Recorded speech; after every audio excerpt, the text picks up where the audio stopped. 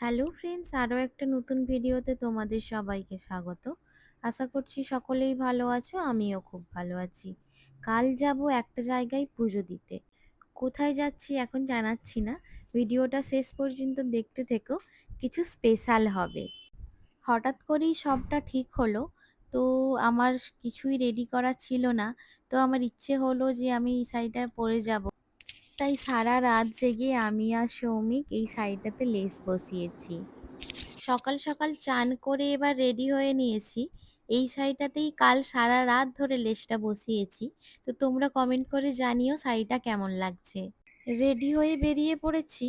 আমাদের সাথে মায়ের আরও কিছু ফ্রেন্ডসরাও যাচ্ছে। না না, দক্ষিণেশ্বরের মন্দির যাচ্ছি না। দক্ষিণেশ্বরের মন্দিরটা দূর থেকে দর্শন করতে করতে আমরা বালি ব্রিজ হয়ে সামনে এগিয়ে যাচ্ছি। হ্যাঁ, আমরা আজ চলে এসেছি বড় মায়ের দর্শন করতে। আমরা খুব সকাল সকাল বেরিয়েছিলাম, তাই অনেকটাই ফাঁকা ছিল। যাওয়ার সাথে সাথে মায়ের জন্য পুজোর ডালা নিয়ে নিলাম। আমরা গিয়েছিলাম বুধবার। বুধবার হওয়ার জন্য আমাদের খুব একটা লাইনে দাঁড়াতে হয়নি।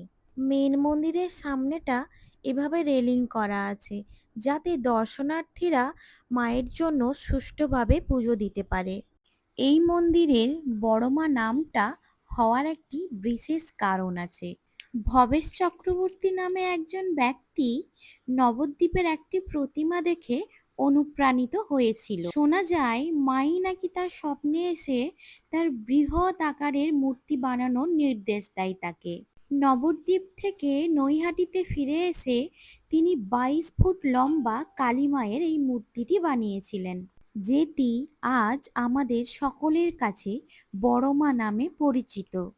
সত্যি ভগবানের কত মহিমা, এই মন্দিরে না এলে তোমরা বুঝতে পারবে না। এখানে মাকে 100 কেজি সোনা ও 200 কেজি রূপো দিয়ে সজ্জিত করা। মায়ের এই রূপ দেখে তুমি মুগ্ধ হতে বাধ্য।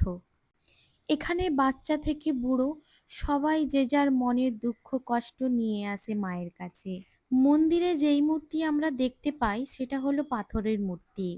কালী পুজোর দিন মন্দিরের সামনে গড়ে ওঠে 22 ফুট মায়ের মাটির মূর্তি, যা দেখার জন্য অনেক দূর দূর থেকে মানুষের ভিড় লাগে।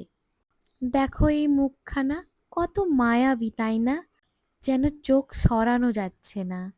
কালী পূজা উদযাপনের একটি বিশেষ দিক হলো বিসর্জন, যা মাকে চাকাযুক্ত ট্রলিতে করে গঙ্গাতে নিয়ে যাওয়া হয়। বড়মা নামে পরিচিত এই মূর্তিটি নৈহাটিতে ভক্তির কেন্দ্রবিন্দুতে পরিণত হয়। 1 শতাব্দী প্রাচীন এই মন্দিরটি এখন সম্প্রদায়ের সম্মিলিত ভক্তির প্রমাণ হিসেবে দাঁড়িয়ে আছে।